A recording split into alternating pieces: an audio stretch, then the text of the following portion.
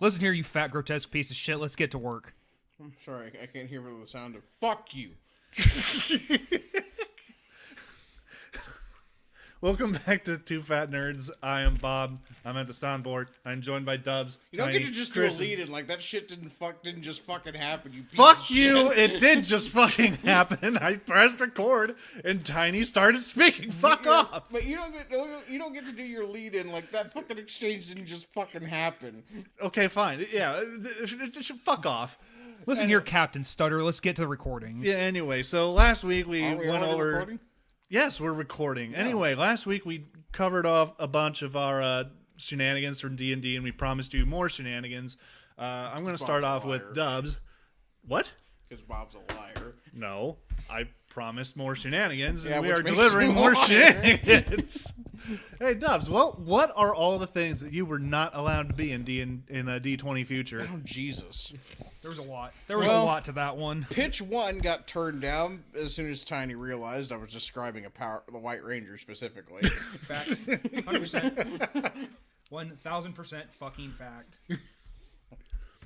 Second one got turned down as soon as he realized I was describing Voltron. Okay, how did you describe that? Oh, fuck, I don't remember. Well, because I was telling you about the rules because in the D20 Future rules, you can get, aside from the standard mech rules, which are basically just Gundams, there are rules in them to have them form together to make a bigger mech. And the description used in the book is basically identical to, like, Transformers. Mm-hmm. Or in, like, Power Rangers Turbo specifically is what it sounded like. Okay. You would take vehicles and then build a mech out of them. All right. And as I was pitching this idea to Tiny, and I was describing the interactions between, because I was trying to get the rest of the party involved in this too, and I was describing the appearance of the robot. It didn't take long for Tiny to realize I was describing Voltron. Literally, I gave him a chance, and 30 seconds into the pitch, I went, "Are you fucking talking about Voltron?" And he's like, "No," and I'm like, definitely "Done." not. Definitely not. I'm like, "No." I'm like, "You ain't getting it. Sorry." So no White Ranger, because the no Voltron. Because the worst part is, we already had 2 mech pilots in the game, and he was dead set on converting everyone to mech pilots so they could be the ultimate Voltron. I wanted us to be Power Rangers to start. Well, I'm And not then I gonna. discovered I am rules in eternally grateful that the party said no to this. Then I discovered rules that the mechs don't necessarily have to be vehicle based. They can be like, they can function like giant mechanical animals. And I just described my mech idea to him. He realized I was describing a Zoid.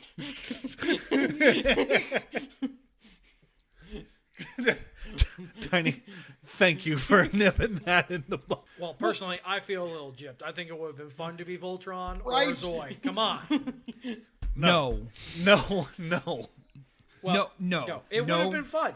No, if I wasn't allowed to be General Info, then you are not allowed to be. You never asked to be General Info, thank It's you. because he didn't get the chance to ask. I never No, gave it's it- because I was not creative enough to think that I could ever be General Info. You don't get to complain about lost opportunities that you never presented. Dubs presented these opportunities. I almost didn't get to be a mech pilot at all because one of my first lines during character development was Goliath Online. Tiny almost shot down my entire build right then. I literally looked at him and went, "You have one more chance." And he's like, "What do you mean?" I'm like, "If you make another pun like that during character creation, you lose mech abilities." And he's just like, "Okay." we compromised because most part of it was we'd already started playing when he started realizing what I was doing. As I was building my equipment, and then he realized how my character actually looked because of the species I chose. And he realized I was definitely building a predator. He's not wrong. You were building a mech predator. Well, his character, not the The mech pilot, was basically just Death Scythe from Okay, Gundam yeah. Wing. But the way my character functioned out of combat, if you read my list of equipment and how I used it, I was a predator. Yeah, because of how the species he specifically picked, they are able to do mass amounts of implants more than anyone else in the game. He was basically turning himself into Predator. I don't know how to feel about that. Yeah, Well, someone was just remember my being a integrated killjoy. wrist blades, my electro spear staff thing that I used. You know, looking back on it, I feel like I should have seen that coming from a mile away, but I didn't. Info could barely see what was going on past his own existence. My character was a gray humanoid with dreadlock, with like bio dreadlocks. Okay, that were you see, also these are cables. things that I never caught. I never asked. You didn't share it. I like.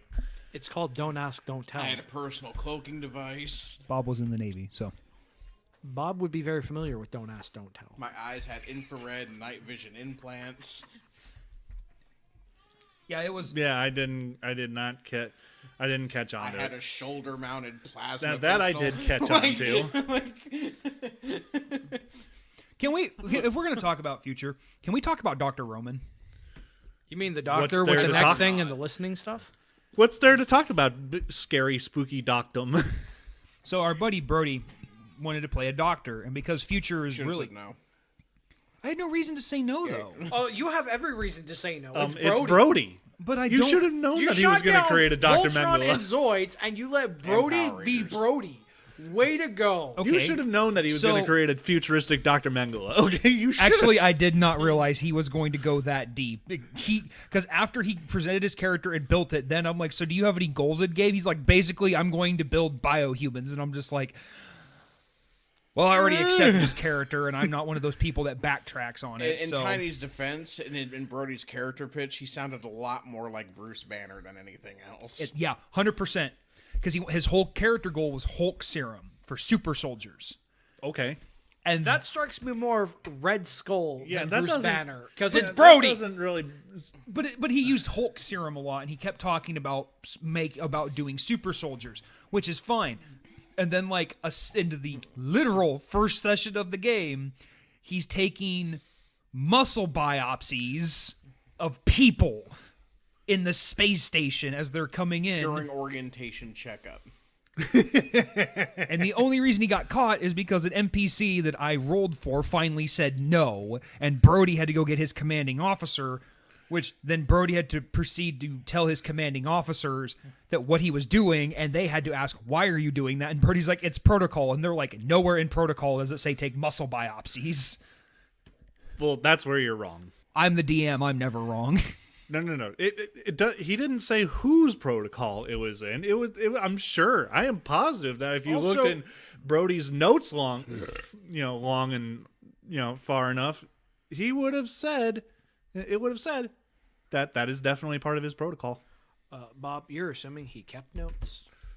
He most Actually- assuredly did. Actually, Brody was pretty thorough in this game about note-taking for once. Yes. Oh, wow. That's amazing. And if Brody wasn't, then Dr. Roman most surely was.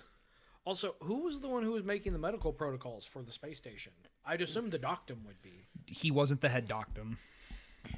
Now, you see, that makes no sense. I feel like he should have been head doctum. Well, he was once we got to, the base we spent most of the game on. You mean like 90% of the game? Yeah, because Oh, he was good. the only doctor. Oh, that's lovely. It was like he was the only doctor, and the rest were just like combat medics. Basically. Hey, Info was A-okay with all of it. Yeah. That's because info wasn't organic. Yeah, my character wasn't. If you recall, my character spent almost the entire game sleeping in his cockpit. Well, if you wouldn't have offered to be first of all, you were Brody's guinea pig for a while. Because I needed cybernetics, and he was the only one around who could install them. That sounds like an intensely personal problem. It actually was because Dubs said that a Like few the number times. of negotiations I had to go through with Dr. Roman. He made John's character sit over the first surgery so he knew Dr. Roman would do nothing extra than do an implant. Or do anything less. I don't know. Info trusted Dr. Roman with cybernetic enhancements. Yeah, Axel didn't really trust any of you. Now that I don't understand. What was so untrustworthy about Info? All he did was he was the politest boy ever. That doesn't make you trustworthy. Remember, Ted Bundy was incredibly polite. Yeah. Yeah, I know. Also, And he wore people as hats. Fact. all right, now you got me there, but I didn't do anything to warrant no trust. But You You were allowed also- tons of atrocities to occur. What atrocities? Also, Brody's existence. for the listeners, Would Bob like to say how Info started every conversation with someone he did not know? Greetings, my name is Info. I am a bioreplica made by the ANG Corporation exactly 121 years, 5 months, and X number of days ago. He literally, at the start of the game, asked how long he was built, and as the game progressed, he would add on date, like time. So every time he greeted someone he did not know, he had the most accurate amount of time he had existed as an entity. Like I just didn't get it down to hours, minutes, and seconds at that point. No, he dated, but that's still good enough because that was in my opinion, that was one of the coolest little quirks of your character. Like, every character's got to have quirks. And it was just cool because no matter who it was, especially the one time when you decided that when Info decided he was the greeting party because he was into the central mainframe of everything, so he would go, "Oh, look, incoming ship." Goes and proceeds to wait for ship to land and everyone get off.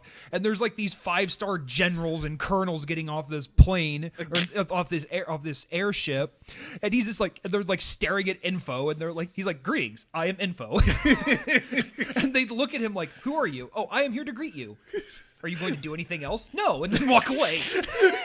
I am the greeting party that nobody asked for or wanted. That's 100% fact. Yeah, Info or needed. demotes himself to world's shittiest protocol droid.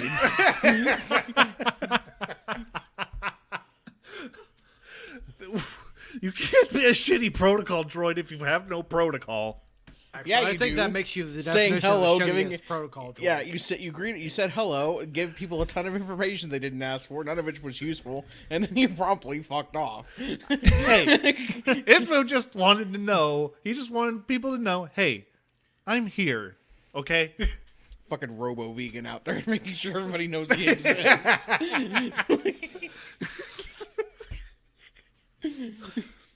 Jesus, down random people. Hey, did you know I was made this long ago? Hello. I know you probably don't care, but I'm gonna tell your dumbass anyway. I'm trying to think. Let's see. What was something else that was really cool about that game? Didn't Alan turn himself into basically a cybernetic being? Alan was a Brain in a jar. Alan basically became, was it Brainiac?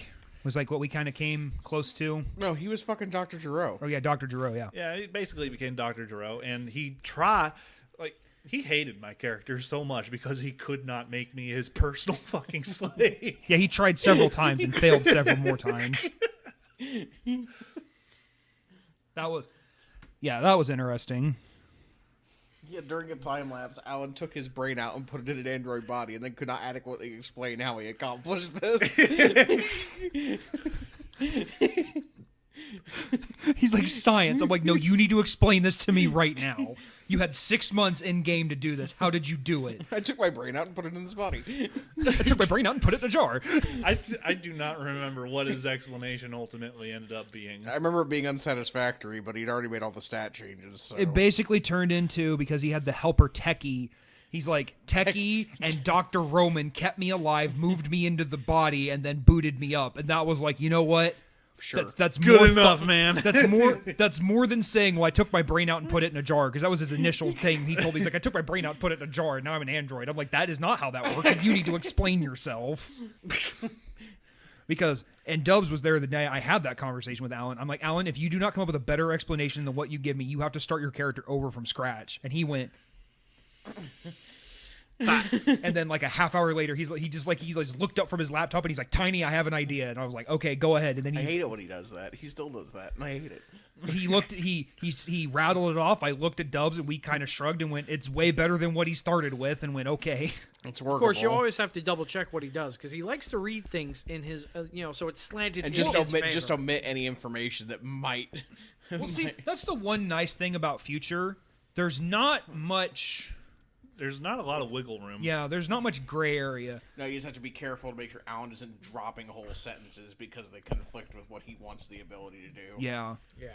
Yeah, it's not like 3.5 or Pathfinder or something like that, where you literally can interpret it three Honestly, different Alan's ways. biggest problem is he'll discover a term that he's not 100% familiar with, decide what it means, and then go from there, not bothering to look up what it actually means at all.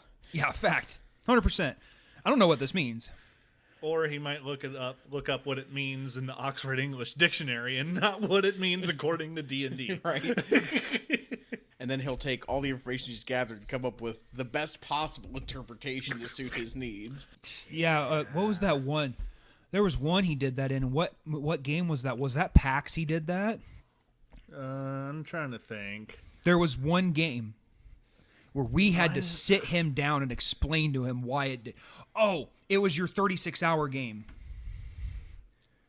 The belt.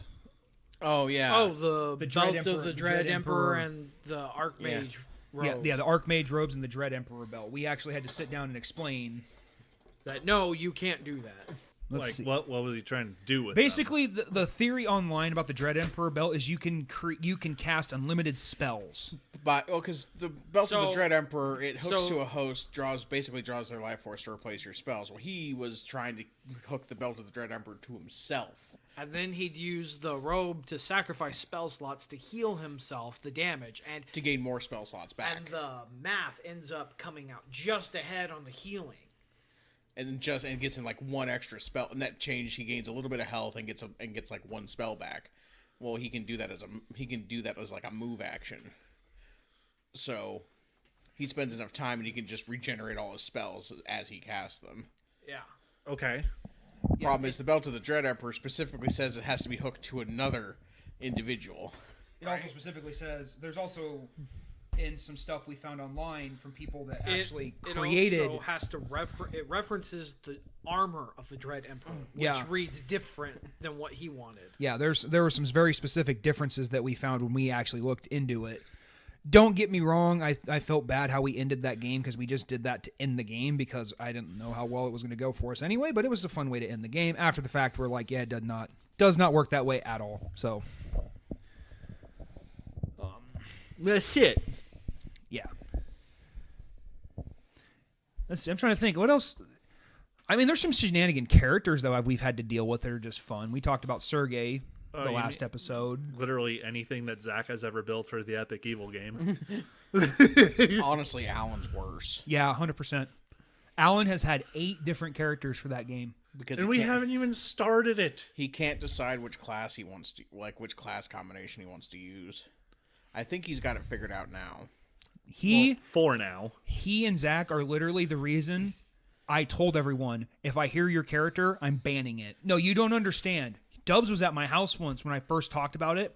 Zach and him blew my Facebook up so bad I had to turn my computer off. Okay. Because they were shooting ideas to me, and I hadn't even looked at half of them yet. And then they, like, an hour And then later... they come at him with something else. And I literally, on the Facebook chat that we had at the time, went, listen, the next person who asks me about Epic Evil until I say I'm ready, your character's banned and you're starting over. You can't use any similarity. Like, I'm like, no similarities at all. No classes, no feats, no nothing. You're starting from scratch.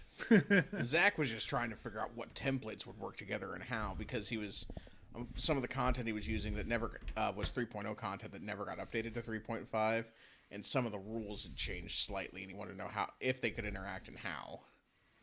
Fair enough. Which I had no problem with, But he kept trying. But he kept pitching different templates and different ways they could interact. And he kept shotgunning more questions before Tiny could answer the first one. yeah. And Alan would send me a new character like every 2 weeks. Yeah, that was kind of annoying. I mean, I spent months working on my character to develop someone that could do what I wanted. I Well- still haven't finished him yet. Well, so Dubs had his character basically fleshed out. Me and him sat down and talked about some stuff because... Well, part of my build, it was just me polishing up a build I had tried before and John fucked me out of. And then we also, I also changed some rules for your advanced class, so you could actually get more powers. Not a bunch of low-level powers. You could get high level powers. when I was still trying to be a psychic warrior. Yeah, And just ditched the whole thing to just be a scion. yeah. I think all that's left for me on my character is I just gotta figure out how to spend my money and what gear I want. Well, see, we figured out the Dread Emperor and Archmage robes don't work because we were dealing with equipment items for my character because it would have been awesome to recover things. I still might run the Belt of the Dread Emperor. Still might run Belt of the Dread Emperor on that, but I I gotta figure out who to attach to it. But It'd be, I also it'd be need to. dangerous to equip it to your shadow. I mean, you could, but I'm it's not kind go- of yeah. squishy. It is incredibly squishy, but it would allow me to recover one of my 9th level slots. Like its big defense is the fact that it's a nightmare to hit, but the Belt of the Dread Emperor kind of bypasses that Yeah, defense. right. But it also means that now the shadow can't go anywhere. Yeah, that's another problem because which means kind of he's counting on the flanking bonus. yeah. Of course, another character build that I was wanting to go. I was trying to do, what is it? The Arcane Hero Fan. I have built this character for 3 different games. 2 of them have been canceled, and the other one is now on a back burner waiting for other games to finish. And I'm getting really annoyed at this because it's a really fun build. You get to progress both Arcane and a Divine Oh, yeah, I get you. Spellcast. Oh yeah, I get you. How many times have I tried to play a fucking Champion of Coralon? Like 6? And I'm still only 2 levels into the class.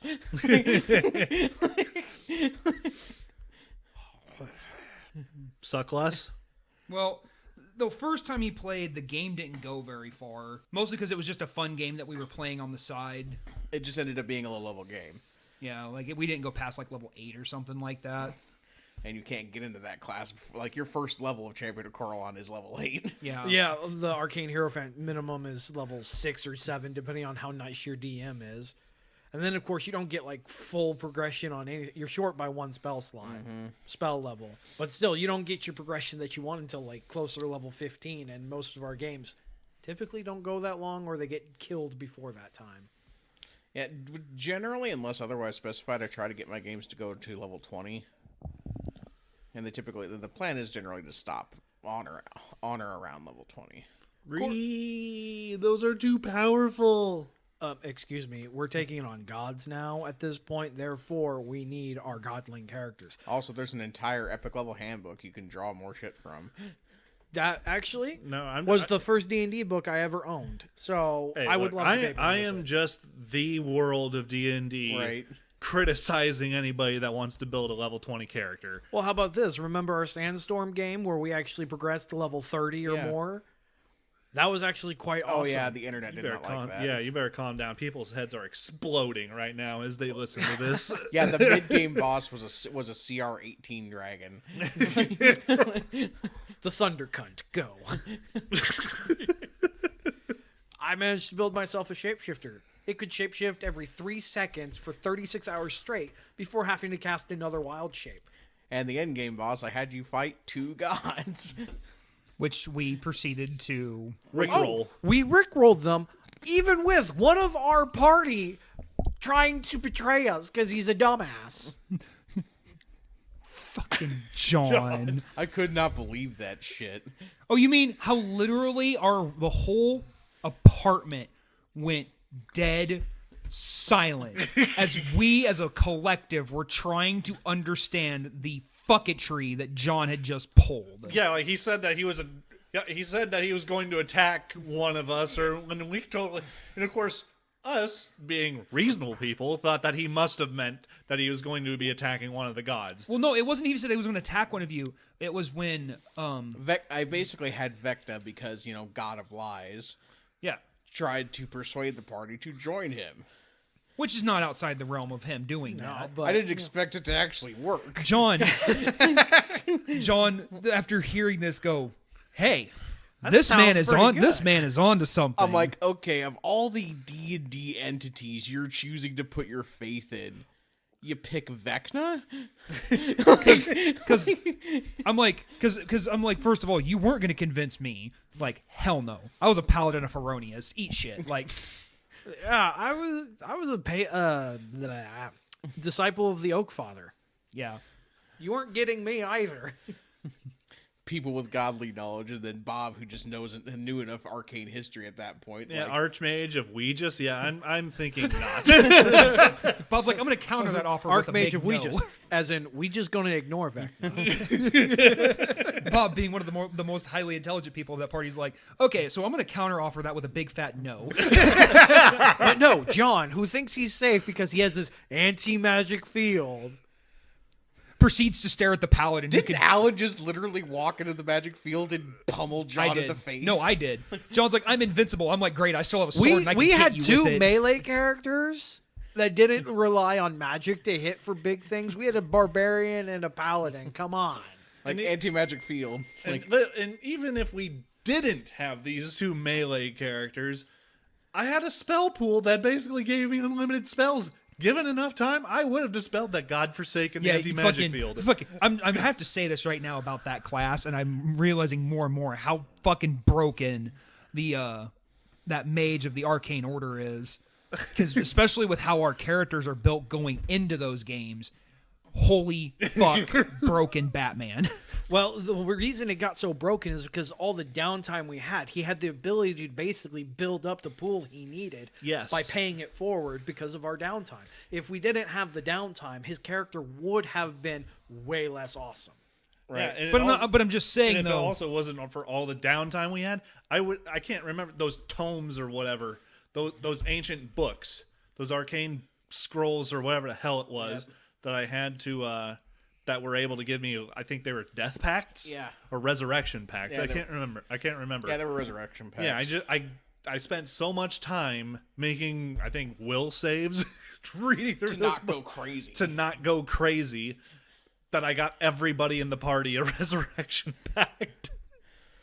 Unfortunately, my character got gypped on that one because he didn't show up for the resurrection packs. And when it came down to a wizard's duel, which is exactly what that was, you were willing to sacrifice as many spell slots as were required to get dispel magic back. Well, it's quite simple. He didn't know how many spell slots he needed to dispel the anti-magic field, but he knew how many he was going to use. Yeah, that's a handy piece of information. And when it comes down to the sorcerer versus wizard in the spell slot battle, I'm sorry, wizard, you're fighting up. You're fucked. You're doomed. Oh, and then after we fucked John up, we decided to go and ruin Vecna's day. Right, unfortunately for John, the Achilles heel to the sorcerer is limited spells, like limited spells known. Well, the spell pool kind of sidestepped not knowing a spell as being a problem. Yeah, yeah, because as long as it exists in the spell pool, he can swap it. Mm-hmm. Yeah. And then again, 2 melee characters can beat the crap out of him. Plus, there's a doodad that could go and still beat the crap out of him. Still a viable melee character, even with anti-magic shield turning off like the wild shape. Because he could stand back and throw rocks. Right. Man, just leave it to John though to royally screw everything up. It was funny though, because he just got rolled by everyone at the end of the game. At that point, John just didn't do very good murder math, is what it came down to. I think he made an erroneous assumption that somebody was going to join him. Yeah, I don't know who the hell he thought, considering it was why? Actually, I think he thought I might have, because I was getting a little irritated because unfortunately for me, I did not live in town while this game was going on, so I kept missing 80% of the sessions and was getting really annoyed by that one. Oh, so he thought that you might have metagamed and joined the bad side out of spite. Yeah, because John is a very spiteful, petty, and lets his political alignment dictate his actions there. He can't separate himself from the game. That's fact. He has a very hard time doing that. Since we just ranted about John, let's talk about shenanigans and John and anything. Characters. Oh god. Creates a game that is based almost entirely in water, on ships and on the ocean, and then bans aquatic races. You mean he literally used the 3.5 source book called Stormwrack, which is, pirates, the aquatic rule book, and then proceeds to say all aquatic races are banned. Or how about this? We're going to start this pirate game where there's low or no magic, and then proceeds to actually say, nope, there's magic. Also, post hoc adds. Oh, and then there was the post hoc adding firearms and gunpowder in the Stormwrack game. Yeah. Oh, who loved the Deus Ex Machina of our semi-sentient submarine ship? Right. I was just about to say something about that. You have no idea. Oh, and the how infuriating that was. You mean the 3 casters on board that were never entitled to a single spellcraft check to figure out what it was? Even when I specifically asked twice. And you were attuned to the ship, too. You had a special feat that attuned you to the ship. Yeah. Or when we get someone teleporting onto said semi-sentient magic ship, and then the only person who knows where that something happened was the druid who had turned into a troll. Right. Like, he managed to scent it. No one got a spellcraft check. No one got any form of perception checks, no perception spellcraft. checks. And this guy, this squishy wizard, manages to outrun a large troll who is already halfway to the door. Like, this little squishy wizard runs from one end of the ship to the other. Well, the troll is in the middle and notices him before he makes it halfway. But the troll can't catch it. I think honestly, the submarine ship thing was an on the spot, freaking It was ex machina because he did yeah, not it had realize to that have been. hurricanes Were gonna were going to kill kill us. Yeah, there's no way that could have.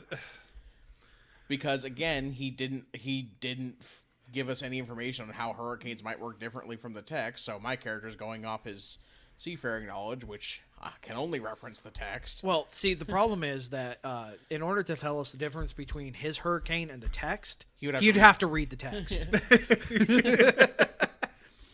Oh, Well, and then, it's like the same game. The only reason, and I still hate it to this day, that I had to do this.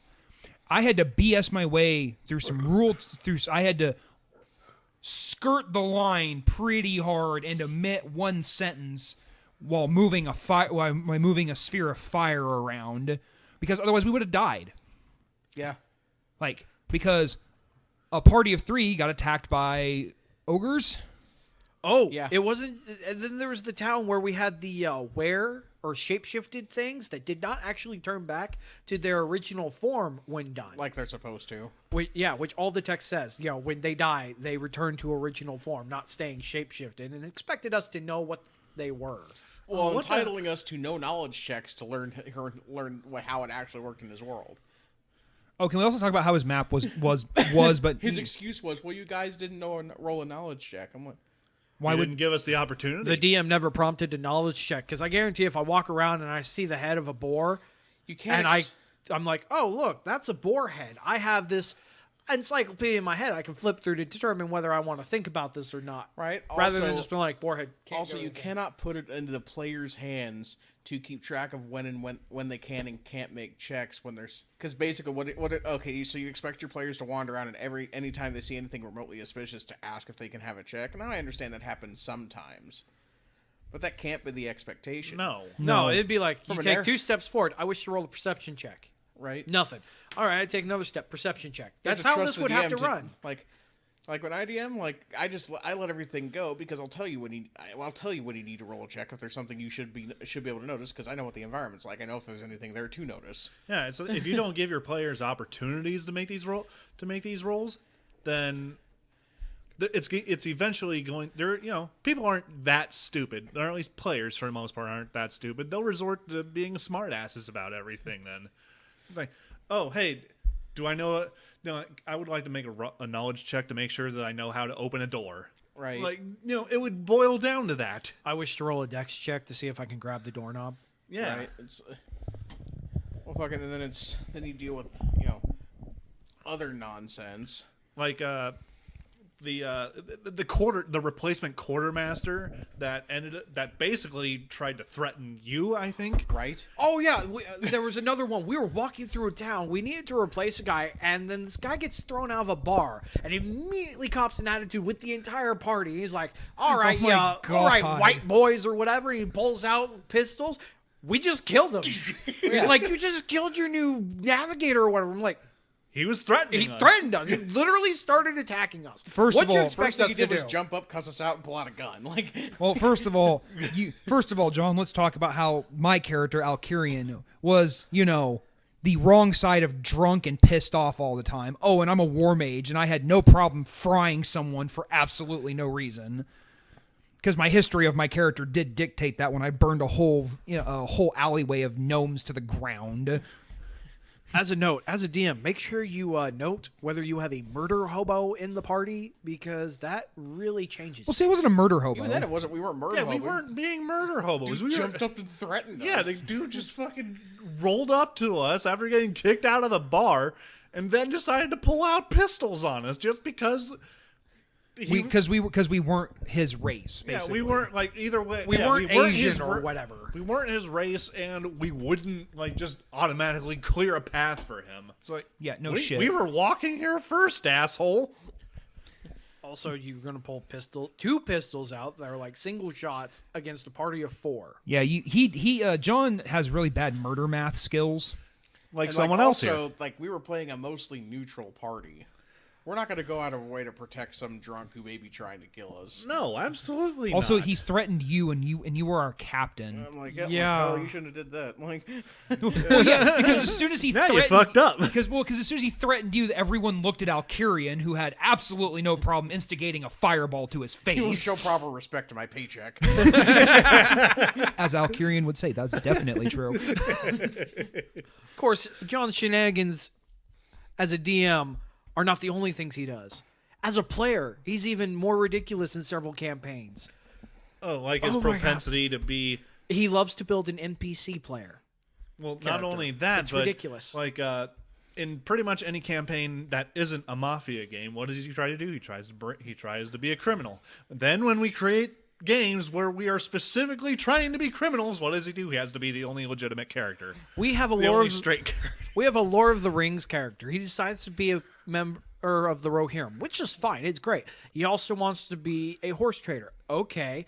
Well, in our journey around Middle Earth, he's trying to set up horse trade with peoples. It's like, First off, You don't even have any horses to sell these there people. are no horses to sell. Second off, there is no safe routes to transport said horses because the entire continent's It's on the overrun verge by of war. orcs.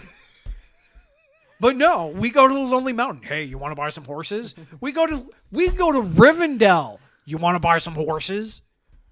The hell is wrong with him? Like, any horses that the elves have are going to be infinitely better than any horse that you could possibly offer them. right? Can I buy some of your horses? I see your prime bred horses and raise you magical elf horses. Well, let's even talk about packs. Like when we first started the game, you know, I literally, because how my rogue is built, I was basically building Littlefinger. I needed a place to do all my business. John heard this and he's like, "Well, I'm going to come be a horse trader in Rome." Point of order, every character is born in the Roman Empire somehow. Yeah, John This decided guy to not had be. to be a Mongol. He's not had even to find a way to- Romanized. Or the closest thing to a Mongol at the Right. time. Yeah. had to fucking tweak his backstory to retcon himself to being in Rome and not being a slave. Yeah. Yeah. And oh, and then in this one, he also seemed to think that because my character wasn't making as much money as everyone else's, that I was going to turn around and start sacking Rome. Yeah, I never understood that one. Yeah. Oh, his plan for his Mongol character: I'm going to build up a horde of Mongols in Rome, and then I'm going to sack it. Roaming intensifies over here. And then we have Bob, who's playing super Roman general guy. Not going to deal with that. No, not happening. If fucking General McCarthy was a Roman, that would be Bob. And of course, John gets all Yeah, better, because like, of course, what's my biggest flaw? I'm a Pride. fanatic. You're Yeah, fanatic. fanaticism for the glory of Rome. Roman McCarthy has entered the chat. and John gets all pissed off. Well, you said like sacking Rome was an option. We didn't have to save it. I'm like, that's true, but that's between you and the party. Yeah, you Yeah, are. when 4 out of 5 people say we're going to help Rome, you should probably just either split the party, which you're never supposed to do, or just go with the rest of the party. Well, the thing is, and like, because how my character started was, I'm going to go after the popular opinion of the group because I didn't care because my character was geared to go either sacking Rome. Like all you cared about, as long as the empire, as long as the power, as long as there was an authority on par with the empire, whether it was the empire or not. Yeah, he didn't care who was in the throne. He just wanted to be part of that power. Whether it's the Roman Empire or not, like all you wanted to avoid was a power vacuum because that meant no job for you. exactly. My character at the time didn't really care. He was a disenfranchised soldier of Rome. But guess what? Because Faustus did his roaming intensifying all over the place, Targus now has a purpose. Right, but you weren't disillusioned with the empire. You were disillusioned with the commanders Well, yes. specifically. Like you had you didn't have one bad experience with a commander to decide fuck the empire. You were still very much a Roman. But in all honesty, though, that could have been used as fuel to fuck over the Empire. Sure, if John was Yeah, it if- could have If been. John had But convinced Targus to do things like that, no. But the problem is, John is not capable of doing anything like that. Yeah, well, John couldn't convince Targus to sack Rome, and now Targus is one of the best bodyguards the Faustus has. Like, seriously ran up level 15 and one-shots the CR-18 purple worm. I would also like to point out for listeners who understand Pathfinder, we have broken the economy in the game. Yes, the But economy is broken. we didn't do this like through one session. This was many sessions. Yeah, this is like actually 10 almost levels. 2 years worth of sessions Yeah. in the making. and 2 years and 10 levels Yeah. worth of work. Yeah, that's And- them. I've and been this- doing it since like level 3. And the level progression is the slow progression. Yeah. Yeah, I'm using slow milestone progression. Yeah. Also, epic gear, which is, I mean, almost epic level gear, which is fairly awesome. Fact. 100% fact on that one.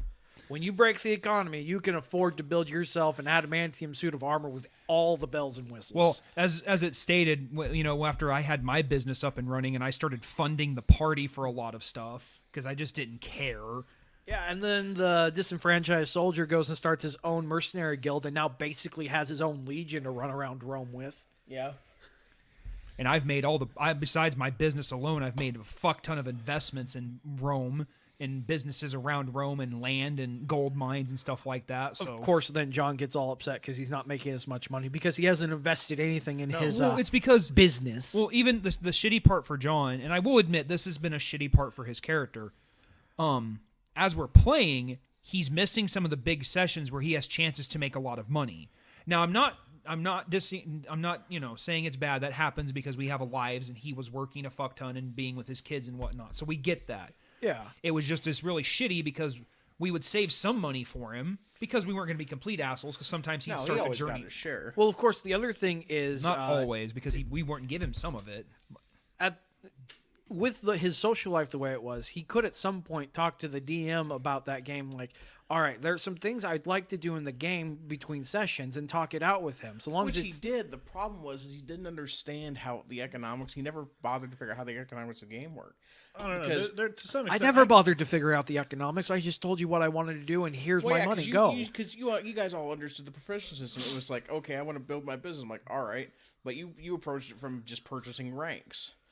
I'm like, well, it's like 1,000. It's like 1,000 gold per rank. I'm like, okay, I'm like, I did also go out and make contracts on my own, right. which is great. The problem is you were role playing on a high level, so you had higher outcome. John's version of role playing to grow his business. I'm going to buy a couple hundred horses. I'm like, okay, when you boil that down, that's only a couple thousand gold, so that's going to get you one rank. He didn't go out and make any contracts either to artificially bolster his ranks. Right. In it Well, either. it's just like he's got this like hide tanning business he's invested in that he's pumped no extra money into.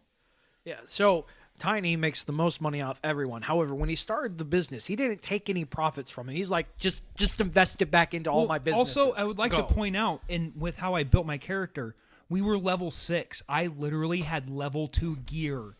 And the only reason I even had level 2 gear is because we found it and I begged the party to have it.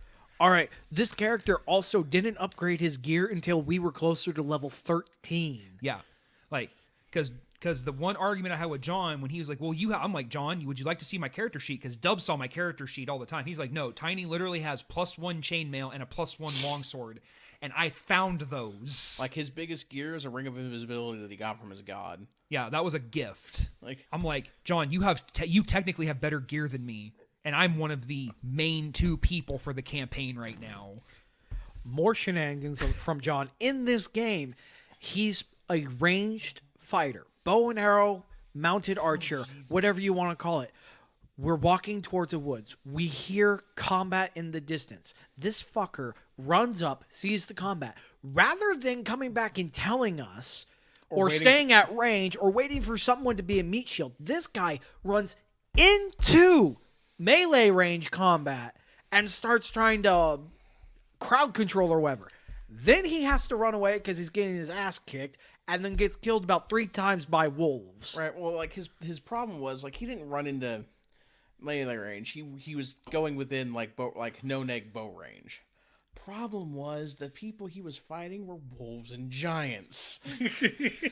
No neg bow range is close enough to melee range because they can move up and hit him wolves before are he can fast run away. and they can charge, so it doesn't take much. And we're talking about giants, which have the same ability, and they throw spears, so it doesn't take. It takes them a round to get into to counterattack. Meanwhile, it takes the rest of the party who's on foot, a round or two to actually get their because you've asses been up there. scouting ahead. Yeah. Never mind the fact that scouts are supposed to report any findings, not just immediately start combat. Because it took you guys 3 rounds to Worst catch up. scout And ever. we're running. We spent the rounds running. Like sprinting. Like full on 4 times movement speed because... It's like John, you do realize that you alone, even you with your entire horde, you realize that your role in combat, you're skirmishers! God damn it. So I just think about something funny about this game that I just thought about when it came to shenanigans inside this game. So I have basically been described as a plot device because I set up a spy network. That's all my character was obsessed with doing, was like having a spy network. So I always had information because my character's whole thought process is information is more valuable than gold. And it is. And it's been proving that fact 100% for us because we have made a lot of power moves with information. The problem with my character is I don't always tell people the vital need no information until it's about time to deal with it. Boy. Yeah, sometimes I feel like I You was kinda denied Dr. Fate need to your know way. critical information. I 100% Dr. Fate my way through a lot of the game. Hey guys, we need to go over there. Where? there. The problem. But my biggest concern is, first of all, I play my character with a bit of paranoia. So, and that's because my character is paranoid, like he is, and with good reason. I've had people pop out of nowhere try to Is that an actual character flaw for you? No, it's just part of his backstory because Okay. of his dad being basically ghosted. Yeah, because the backstory for my character is my dad became an information dealer because he failed at being a merchant, like a legit merchant. And then he had information, and then he kept talking to people, and then one day straight disappeared from my life. So my character plays with a paranoia. So because of that, I have a hard time always telling people information. You also would not believe how much information I've gotten before that actually none of it matters to you. Dubs As roaming intensifies, all information matters to me. No, it actually doesn't. All information matters to the roam. But there's some information I get that matters to no one. Like I only got it because it got reported to me. But I take every bit of information. My character takes every bit of information I get as it could possibly be used. But then we'll get like 2 sessions later, and I'm like, okay, this information literally did nothing. But Dubs had to give it to me because it was part of just everything. It provides context for other information. Or information found out later down the line. Also, I give you a ton of intelligence that you arbitrarily decide is not actionable intelligence and tell no one. Exactly. Which, it's not actionable for you. So yeah, maybe you could stand to do a better job of telling the party stuff. No. I'm going to have to go with a big fat probably never not going to happen. Well, fuck you. Because I've given you I could think of several instances where I've given you information on the dealings of, Roman officials abroad that other people in the party could have done something with that you told no one about. And then a time lapse happened. And then What? I might have dropped the ball a couple times. We're talking about Stone Ball Tiny over here. Hey, Bob, it worked out. That's all that matters. I'm gonna go ahead and respectfully disagree. No, there's definitely been a couple that I could think of right now. It definitely worked out in our favor, so we don't have to worry about it. That doesn't mean I didn't need to know. Oh, I'm not disagreeing with you, but it all worked out at the end, so we're fine. No, we're not. also, never. You mean like the Roman government officials that you've assassinated and told no one about? Exactly. You haven't told anybody about these, but you definitely told us. You know those about random them. trips we took to like Germania and Hispania a few times?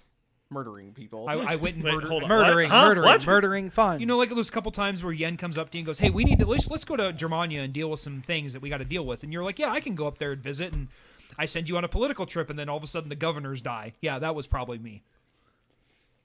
That happened at least once. I feel like that had to have happened only once. Mm-hmm. What? Yeah. Yeah. the Germania governor who wouldn't work with us that randomly got replaced. Yeah, hello. Well, all right then. Hey, Bob, just think about this. Plausible deniability. Oh, I have made Bob aware. Yeah, that's the excuse you use for everything. And it works. He's not entirely wrong. He's a little wrong. I don't That's care. why I said not entirely wrong. He's a little wrong. A little wrong. You've made it this far. Your excuses have no power here. I don't know what you want from me.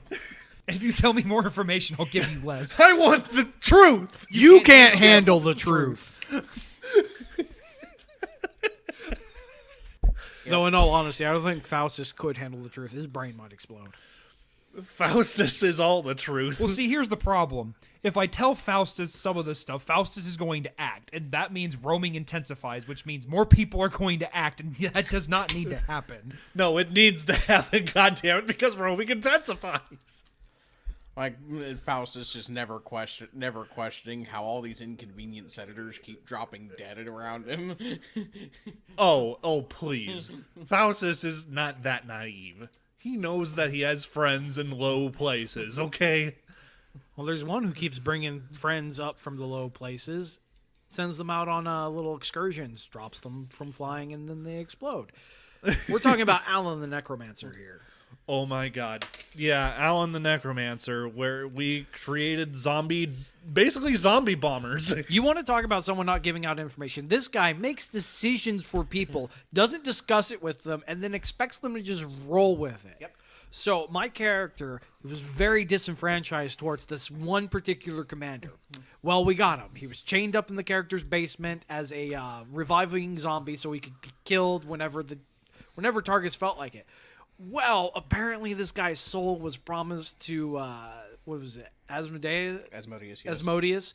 Well, Alan makes a deal with Asmodeus to give the commander back. Doesn't talk to Targus about it, and then just expects Targus to go with it. Yep. On top of that, Alan comes up and steals Targus's trophy of a Hydra. Targus killed the Hydra, wanted to take it as a trophy, but no, Alan comes up and just takes it. Alan decided it would be much better for it to be a zombie vampire. Yeah. So he makes decisions, doesn't consult anyone, and just expects people to accept it. Well, yeah. Alan has one more strike before Targus kills him. Zombie vampire Hydra. Of course, this guy also spent an entire time lapse making an undead legion in demiplane, so now we can field like 50,000 undead troops almost anywhere. Which is beautiful. It's glorious. B2 bombers away, ladies and gentlemen. We have what's called Mr. Bones. Them bones, them bones. And then we have some flying things that can hold up the bone guys that when they drop, they end up exploding for 1d6 negative damage. So we now have our own little version of bomber planes. It's kind of epic. It's actually beautiful to watch. It's glorious. The DM has actually had to rejigger some encounters because we bullshitted our way through this. The solution, as it turns out, was chimeras. What's even better is some of these guys, after they die, will come back in like an hour if they're not, holy damage salted or whatever. Yep. And you know what? I'm not even mad that you used chimeras. In fact, I'm impressed that it took that in order to. I'm glad the DM's finally coming up with some shenanigans to try to stall us from just rolling over everything, because that does get boring. I'm actually just happy that it took shit like chimeras in order for our plan to not succeed. Can't wait for this next dungeon. I'll have fun no matter what's going on. I can't wait for the next Cityscape dungeon. So, I can definitely. We're waiting on that one. I can definitely wait. The only thing I only have a few more stuff just to level out. I also have to make a second one because with your family life at the current moment, we can't plan on you being there. So I have to scale it down for a 2-person encounter. So that's fair. And I'm just trying to rejigger everything. It brings on many changes. This Can we one's not? going to be fun because invisible maze. Well, see, I don't think that that's nearly as bad as the invisible gelatinous cube. No, this is going to be Bullshit. I want to tell you a story about a bunch of idiots. Point of order, I was not an idiot in that case. I was the only one able to handle the damn thing. I could have handled it if I could have seen it. I didn't need to see it. I would also like to inform everyone that I got roasted online for that encounter. Hey, I had a great time with it. We actually It was a managed ton to... of fun. We killed it. No one got killed. I was a round away from drowning. Yeah, he was definitely But did you die? damn close. I was like, this is okay. I haven't had some I'm immune to the acid damage. It's like, that's cool. Do you have to breathe? I'm immune to the acid damage. Cool. Are you immune to, not breathing? Yeah, well, the monk managed to have the versatile strike feat, which means that you could hit with whatever needed for the damage reduction, or the DR overcoming. I mean, yeah, I got out, so yeah, that works. Everyone lived. Yeah, everybody lived. 100%. But hey, that puts us right at about the hour-ish mark. So we're going to go ahead and call it a day at that. We got some good shenanigans in. Hope you got a good few laughs out of it. If you liked what you heard, go ahead and give us a like, give us a subscribe, and leave a comment telling us what you liked about it, or if you'd like for us to talk about something else. So long.